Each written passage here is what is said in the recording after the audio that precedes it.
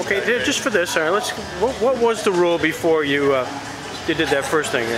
The rule was that I got to declare last, and we were each allowed to switch once. But now we're each allowed to switch once, but the hitter gets to declare last. Does that affect you? I mean, it was the same in college, so I just gotta keep getting ahead of hitters. That's all.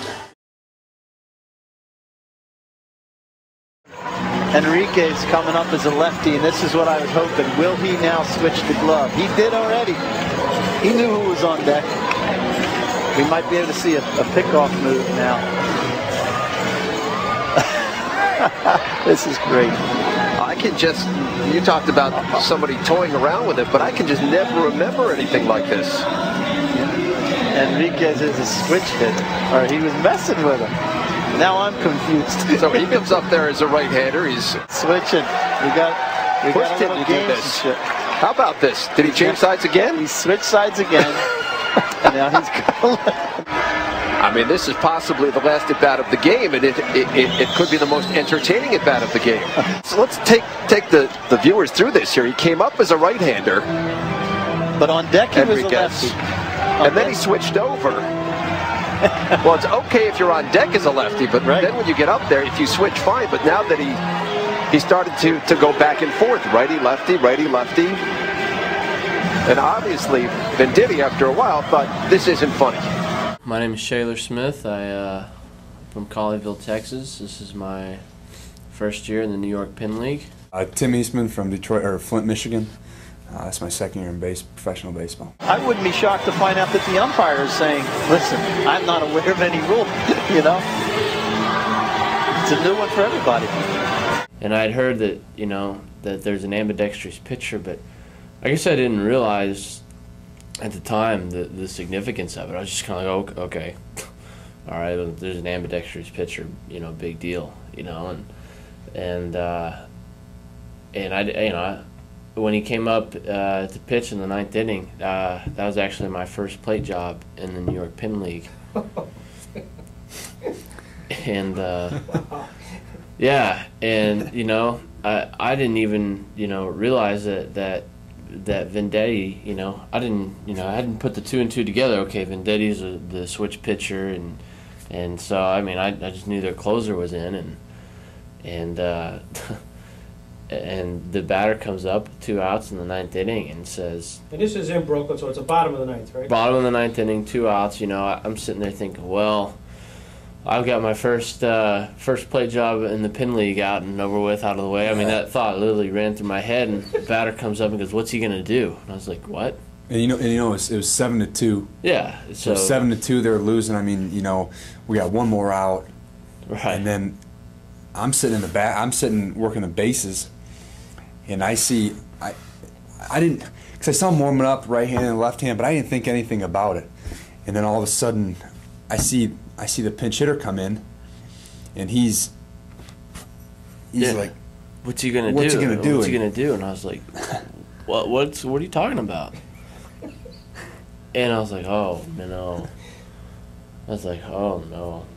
And you know, at the time, there was a rule that stated, in the rare occasion of an ambidextrous pitcher facing a switch hitter, they're each allowed 1 switch during the at-bat, but it doesn't state who, at that time, it didn't state who had to declare who was going to start, the pitcher or the hitter.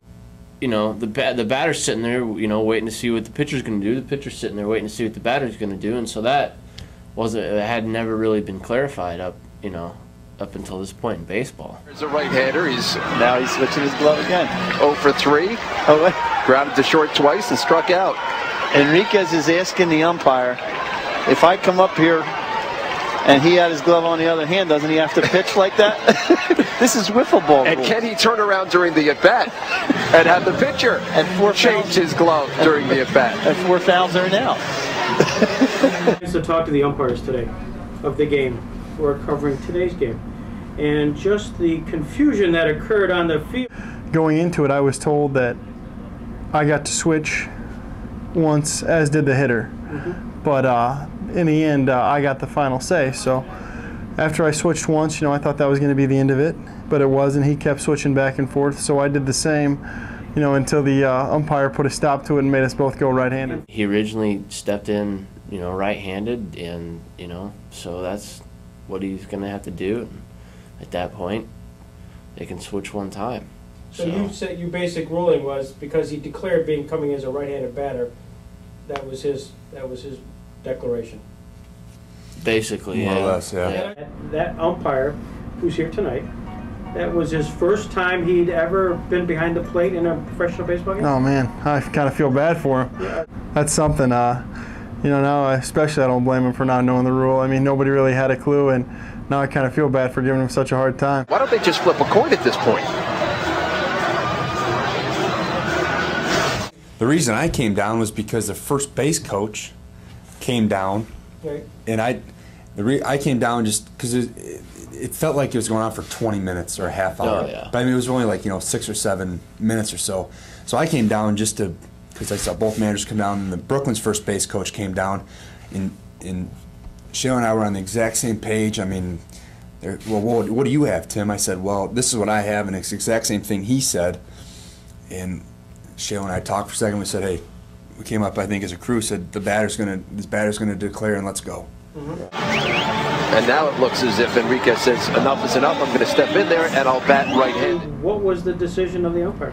In the end, he had to stay right-handed, and I had to stay right-handed, and I ended up striking him out on a curveball that wasn't even a very good curveball. But when you're a switch hitter, you're not used to seeing pitches from that way, so I had a big-time advantage in that situation. Breaking ball swung on and missed, and that is going to do it. We called our boss after the game, our director, and told him about the situation. He said, we're waiting on a ruling from Major League Baseball. We're taking all these we're voting on this. And Shale and I went to grab some sushi in Brooklyn, and we're coming back, and all of a sudden our phones light up like Christmas trees. And it's our buddies that umpire as well. They're in the game, and they're calling like, you guys are on Sports Center. I said, shut up, get out of here, And they said, no, with the whole, because I called my buddy after the game about the ambidextrous pitcher, our buddy, and he said, he told us what he had, and then they said, you guys are on Sports Center. I'm like, come on. So we're running down downtown Brooklyn in our suits, running back to our hotel, and checked out the whole thing. It was pretty crazy. Well, it is. It is. Do you ever thought that you'd ever get in a situation, especially your first game behind the plate? Yeah, the odds of that are just 1 in a million. I mean, probably literally. And for any umpire.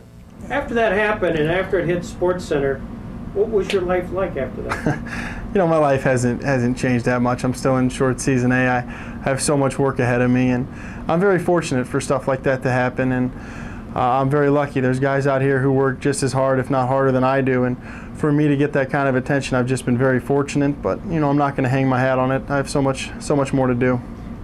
I appreciate your time, as the umpires enjoyed talking about you today, because they had a little bit of celebrity which they didn't anticipate. We'll send it to them. All right.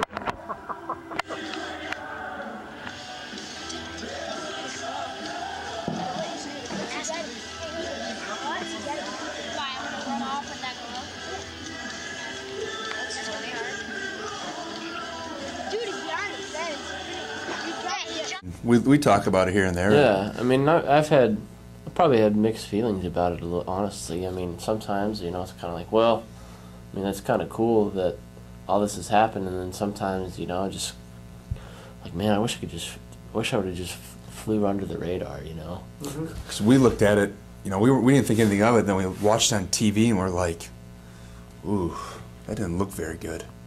So it looked like we were confused, but how confused they were. It looked like we're like, man, I hope this doesn't affect our evaluations, and we don't get docked for this, more or less. But our boss said, hey, don't worry about it. I mean, it's just a crazy thing that happened to you guys. Prepared for that. Exactly, and that's what he said.